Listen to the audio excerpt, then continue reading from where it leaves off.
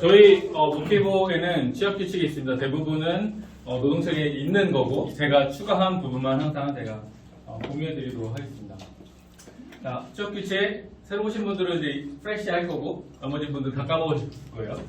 언제든지 우리는 채용 제한할 수 있어요. 잘 들으셔야 돼요.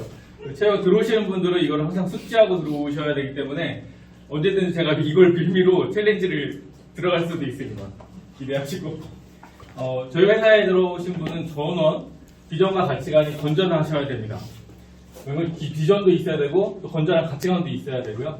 그리고 회사의 비전뿐만 아니라 동료의 비전 그리고 자신의 비전 이 세 가지를 항상 생각해야 돼요. 회사의 비전, 또 자기의 비전, 그리고 우리 같이 일하는 우리 동료들의 비전 이 세 가지가 항상 머릿속에 같이 공존하셔야 됩니다. 그리고 그 비전에 따라서 스스로 내가 뭘 해야 될지 그거의 가치를 보여. 내가 하는 일이 이 비전, 회사, 동료, 또 자신의 그 비전과 어떤 연관이 있고 그게 어떤 가치가 있는지 스스로 부여하실 수 있어야 돼요. 그리고 자기 역할을 정의하셔야 되고요. 그리고 그걸 성실히 수행하실 수 있어야 됩니다. 대인이 맞으시나요? 네. 이렇게 물어봤어요. 오실 때도 다 물어봤어요. 마치 막 결혼하듯이. 그리고 인격과 성품이 뛰어나셔야 됩니다. 그냥 좋은 거로는 채용 자격이 안 됩니다. 뛰어나셔야 돼요. 인격과 성품이 뛰어나신가요? 채용 자격이 안 되시면 나와야 돼. 이거 먹고 나갈게요. 데이비 하나의 인격과 성품이 뛰어나시나요? 그럼요. 네, 그러면 자격이 됩니다. 그리고 지속적으로 자기 개발을 하셔야 됩니다. 그래서 자기 업무의 어떤 루틴한 그 반복적인 업무 속에서 1년이 훅 갔다. 그러면 채용 자격이 안 되시는 겁니다. 지속적으로 자기 개발을 하셔야 되고 또 동료를 그냥 돕는 게 아니라 도와주세요 할 때 도와주는 게 아니라 자발적으로 동료한테 어떤 도움이 필요한가를 관찰해야 돼요. 면밀히 살피셔야 되고 그리고 그것들을 도와주셔야 되고 그러면서도 자기의 역할을 탁월하게 수행하실 수 있어야 되는 굉장히 어려운 미션이에요. 착한 어떤 분들은 돕다가 자기 일 못하는 사람도 있고 자기 역할만 잘하고 남의 일은 어떻게 해야지 신경 안 쓰는 사람이 있어요. 둘 다 채용 자격이 미달이 되는 겁니다. 조단 본인이신가요? 노력하고 있습니다. 지금 입사할 때랑 많이 다른데. 입사할 때, 맞습니다. 그럼요. 남동네 보셔요. 네. 업무에 전문적인 지식을 갖고 있으셔야 돼요. 저희는 모두 현재까지는 회사가 작기 때문에 그걸 뭐라 그러죠? 이미 뭐라 그러지? 이름 기억이 경력자만을 현재까지 다 뽑고 있고요. 그래서 그 안에 새로운 지식을 와서 배워가면서 일을 할 분들은 나중에 회사가 커지면 뽑을 거고요. 지금은 이미 전문적인 지식이 있어서 회사에 바로 기여하실 수 있는 그런 전문적인 지식이 있어야 되고 그리고 1년, 2년 지나면서 그 지식의 깊이와 업무의 범위가 계속 확장되어야 합니다. 지금 마케팅 전문가였다면 나중에는 뭐 영업이나 다른 쪽으로도 혹시 확장하실 수 있어야 되고요. 또 회로 전문가셨으면 거기서 뭐 소프트웨어나 뭐 다른 쪽으로도 계속 확장하실 수 있어야 됩니다. 맞나요? 네. 입사한 지 얼마 안 됐기 때문에 대답이 바로 나와요. 네. 그리고 본인의 비전이 있으셔야 됩니다. 없으시더라도 자기가 자신만의 비전을 꼭 찾으실 수 있어야 되고요. 그걸 반드시 이룰 수 있다고 확신하시는 자가 모티브에서 일하실 수 있어요. 맞으신가요? 팬님? 네. 맞아요? 다른 것 같아요. 다른 생각하고 있어요. 아무 생각 없는 저의 바람은 여러분들이 본인의 비전을 반드시 이루시는 게 저의 바람입니다. 뭐가 됐든. 그리고 자신의 주장을 명료하게 내세우실 수 있어야 됩니다. 간혹 가다가 뭐 저나 아니면 다른 관리자가 이건 이렇게 하십시오 했을 때 그냥 굉장히 순종적으로 그냥 그걸 하시는 분이 자기 생각과 다를지라도 주장을 명료하게 내세울 수 있다는 것은 자신이 전문가이기 때문에 비전문가인 대표나 비전문가인 자기보다 더 그분의 비전문가인 누군가 팀장이 어떤 일을 지시했을 때는 그게 잘못된 판단이라고 생각하면 그 사람을 설득할 수 있어야 됩니다. 그리고 또 하나는 그 사람이 알지 못하는 그 내용을 전달해주고 그럼에도 불구하고 그 사람이 또 다른 결론을 했을 때는 그거를 따라줄 수 있어야 됩니다.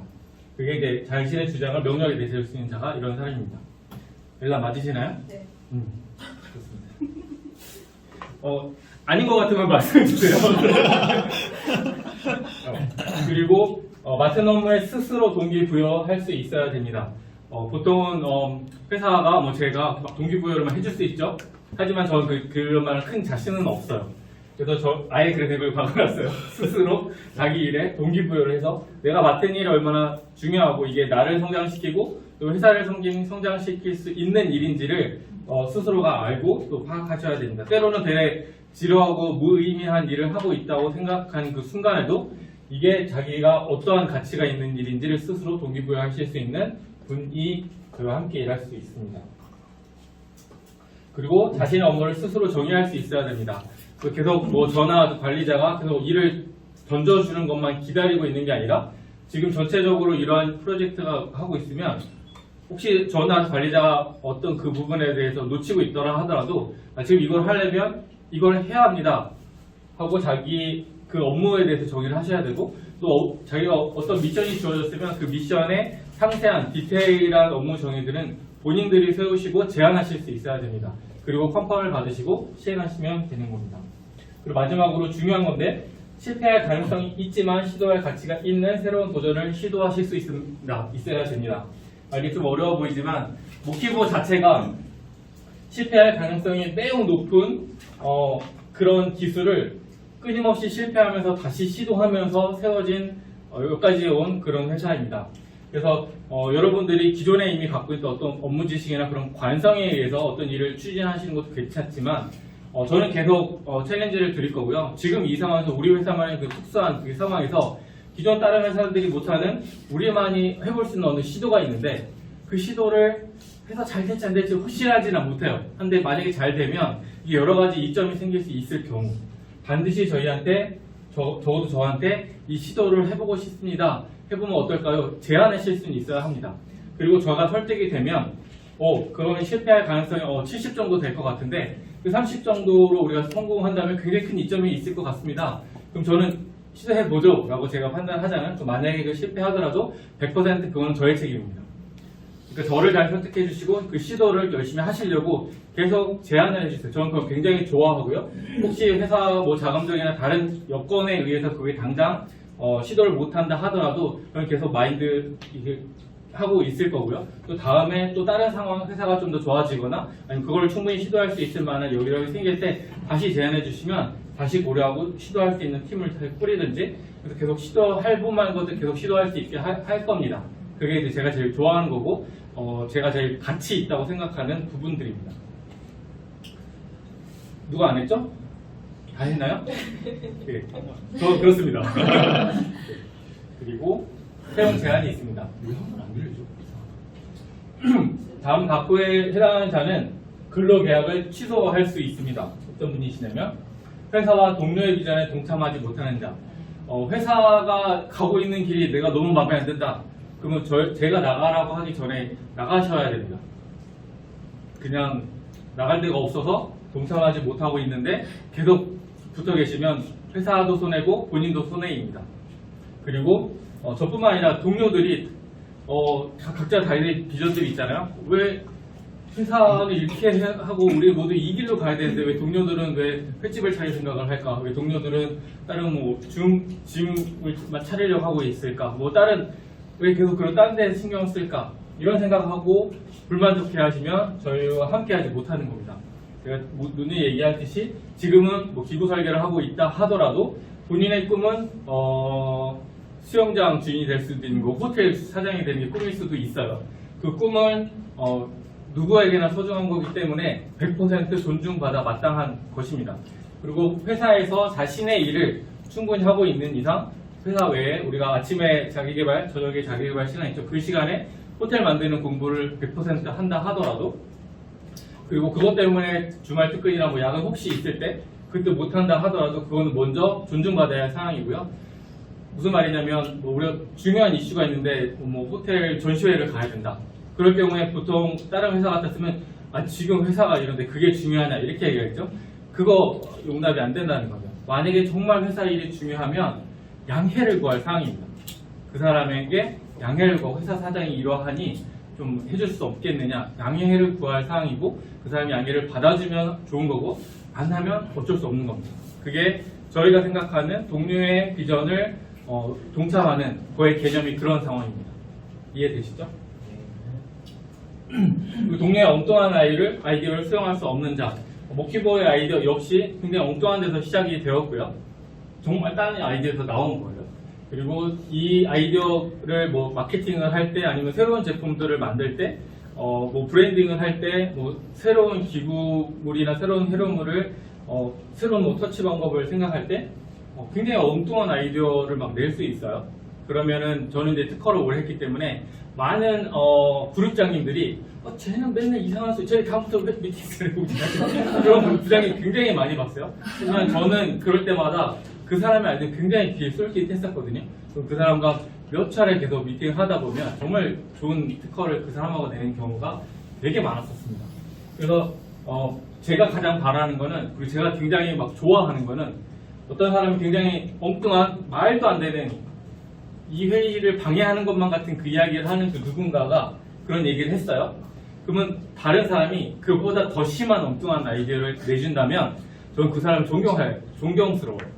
그게 굉장히 어려운 작업이거든요. 아무나 할 수 없는 작업이고, 그렇게 하실 수 있는 분을 저는 계속 그 사람한테 아이디어를 계속 디벨롭할 수 있도록 저는 챌린지를 하고, 그게 제일 잘 하는 부분 중에 하나입니다.